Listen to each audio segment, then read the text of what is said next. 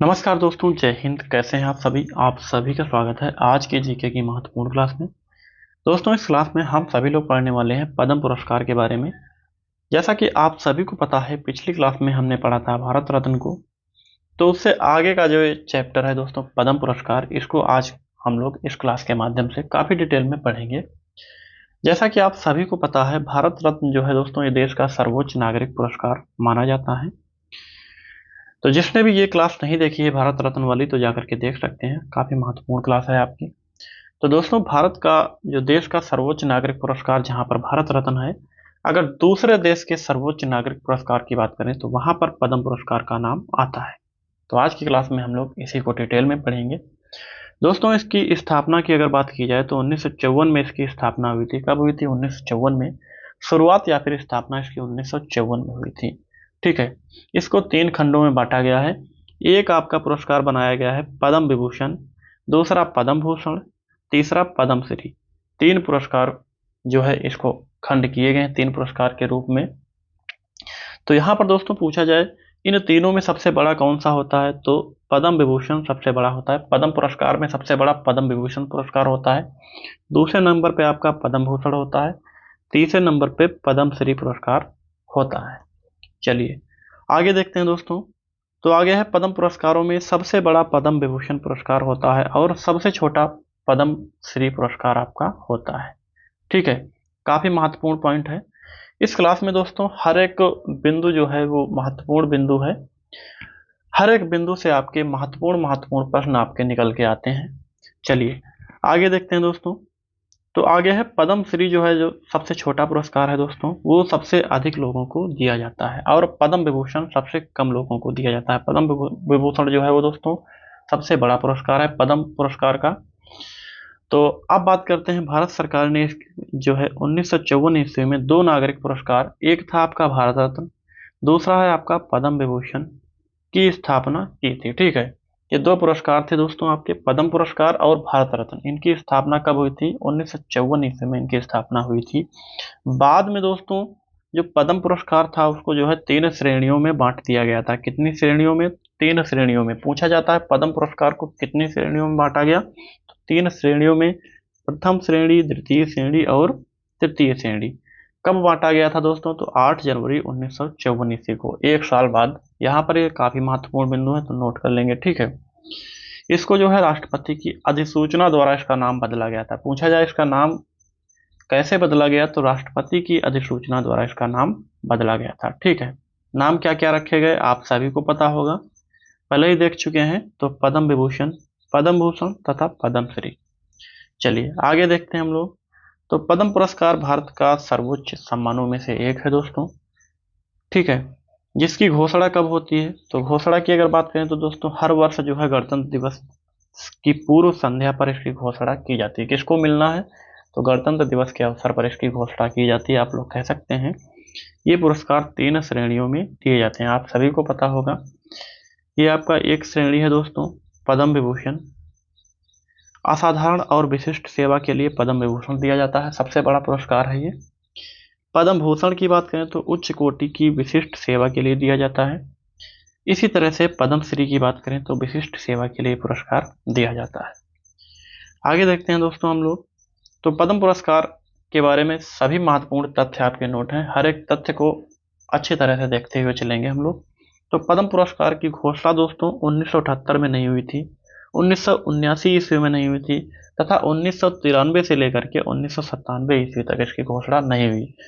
तो यहाँ से प्रश्न आपके बनने की काफी चांस रहते हैं दोस्तों। पूछा जाता है कि किस वर्ष जो है इसकी स्थापना नहीं हुई थी, तो आप लोग कह सकते हैं 1978 में नहीं हुई, 79 में। उसके बाद में 93 से लेकर के 97 तक इसकी घोषणा नहीं हुई। कभी कभी पूछा जाता है दोस्तों पद्म पुरस्कार कितने वर्षों तक इसकी घोषणा नहीं हुई, तो टोटल 7 वर्षों तक। बहुत ही महत्वपूर्ण पॉइंट है, आप लोग जरूर नोट कर लेंगे। ठीक है। चलिए आगे देखते हैं दोस्तों। तो इसमें भी कोई पुरस्कार राशि नहीं दी जाती है। जिस तरह से भारत रत्न में कोई पुरस्कार राशि नहीं दी जाती है, सेम उसी तरह से इसमें भी कोई पुरस्कार राशि नहीं दी जाती है। ठीक है। किसको किसको मिलना है दोस्तों, ये किसको मिलता है, तो ये जो है जाति, व्यवसाय, पद या लिंग के भेदभाव को छोड़कर सभी व्यक्ति इस पुरस्कार के पात्र होते हैं। ठीक है।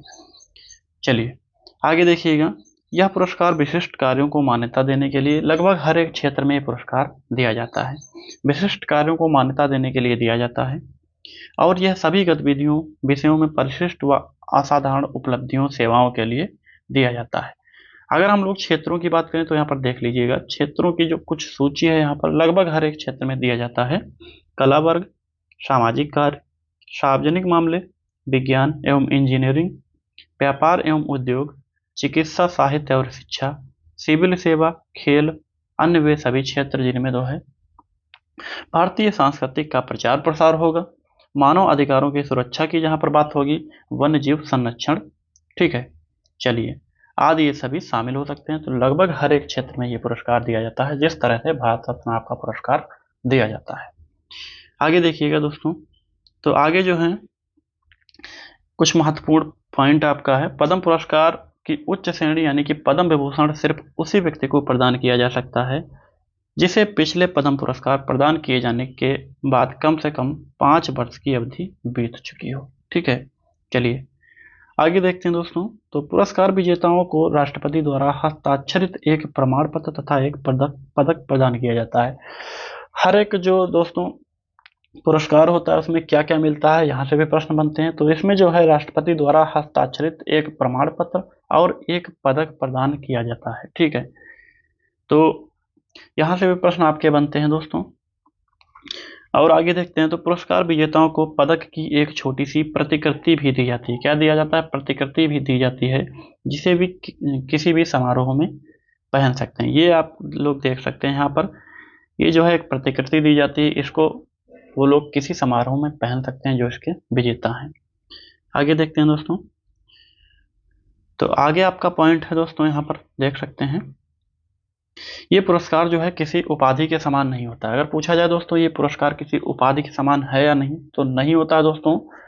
जो इसके विजेता हैं वो अपने नाम के साथ इस पुरस्कार का नाम नहीं जोड़ सकते हैं। चलिए आगे देखते हैं, तो आगे पॉइंट है आपका दोस्तों, एक वर्ष में दिए जाने वाले पुरस्कारों की कुल संख्या अधिकतम कितनी होती है? तो 120 होती है, लेकिन कंडीशन है दोस्तों मरणोपरांत और विदेशियों को छोड़कर। ठीक है, तो पूछा जाए दोस्तों एक वर्ष में दिए जाने वाले पुरस्कारों की कुल संख्या, तो 120 आप लोग कह सकते हैं।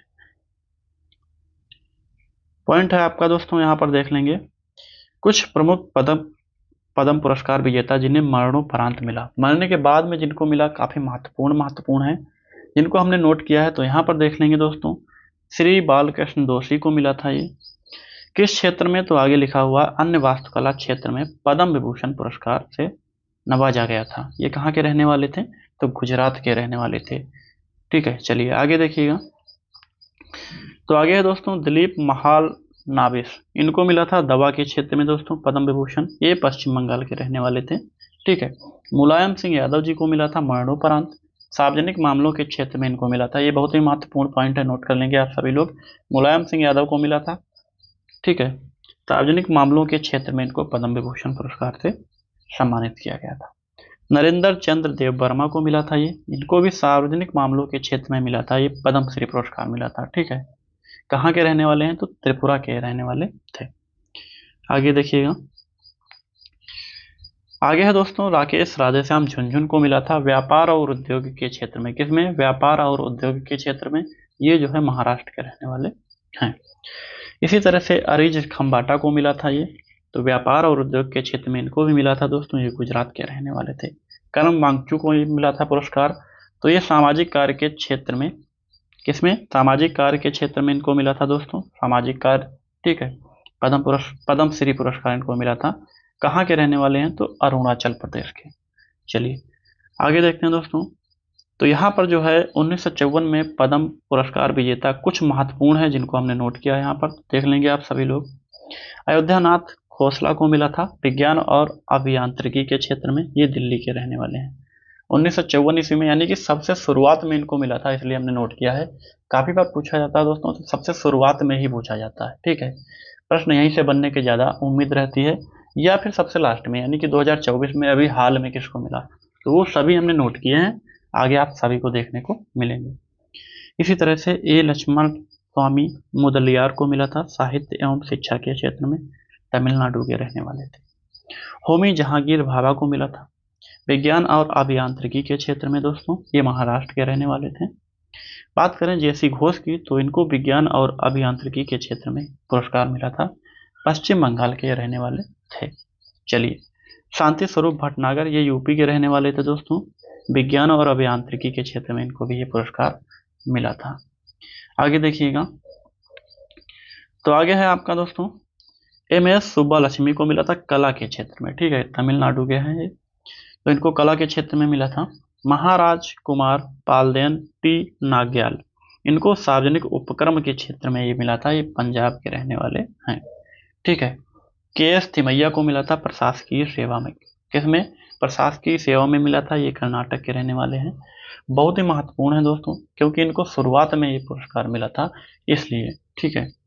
अमरनाथ झा जो कि यूपी के रहने वाले थे, इनको साहित्य एवं शिक्षा के क्षेत्र में ये पुरस्कार मिला था, ठीक है।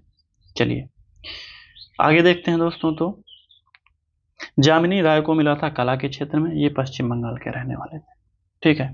बी नारायण मेनन को मिला था साहित्य एवं शिक्षा के क्षेत्र में, ये केरल के रहने वाले थे। बी एल मेहता को मिला था दोस्तों, गुजरात के हैं, तो सार्वजनिक उपक्रम के क्षेत्र में इनको मिला था। इसी तरह से आगे बात करें तो वी नरहरि राव को मिला था प्रशासकीय सेवा में, इनको मिला था, ये कर्नाटक के रहने वाले। चलिए आगे देखते हैं दोस्तों, तो आगे है सुकुमार सेन को मिला था, इनको भी प्रशासकीय सेवा में मिला था, तो पश्चिम बंगाल के रहने वाले थे।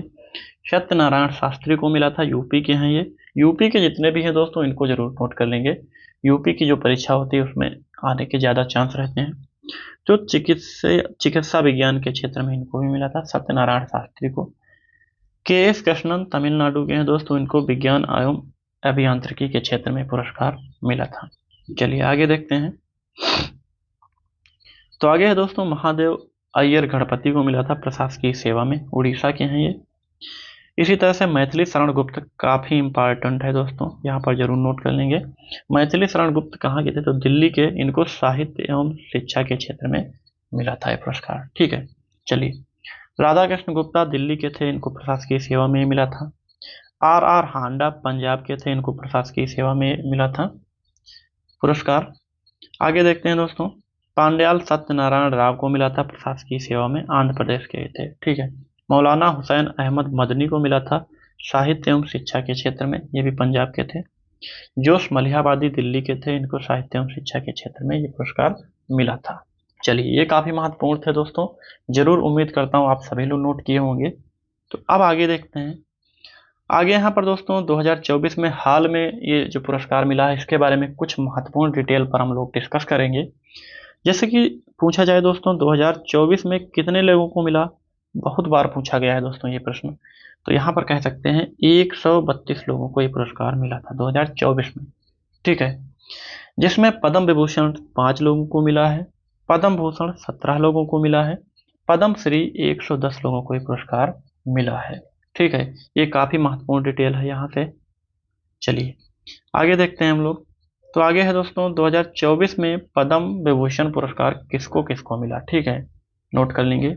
तो श्रीमती बैजयंती माला को मिला है कला के क्षेत्र में, किसमें मिला है, कला के क्षेत्र में मिला है। इन्हें पद्म श्री पुरस्कार 1968 ईस्वी में मिला है, ठीक है। तो 2024 में कौन सा मिला है, पद्म विभूषण मिला है, लेकिन इससे पहले पद्म श्री पुरस्कार से भी इनको नवाजा गया था 1968 ईस्वी में।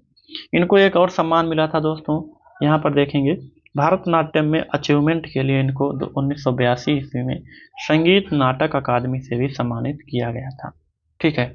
चलिए आगे देखते हैं कौन है, तो आगे हैं दोस्तों श्री कोनिटेला चिरंजीवी को कला के क्षेत्र में मिला था। इन्होंने मुख्य रूप से तेलुगु में 150 प्लस फीचर फिल्मों में काम किया था और इन्हें 2006 में पद्म भूषण से भी सम्मानित किया गया था। 2006 में पद्म भूषण से, 2024 में दोस्तों इनको मिला था पद्म विभूषण पुरस्कार। आगे देखिए, तो है एम वेंकैया नायडू, इनको सार्वजनिक मामले में मिला है, भारत के 13वें राष्ट्रपति भी हैं ये, ठीक है।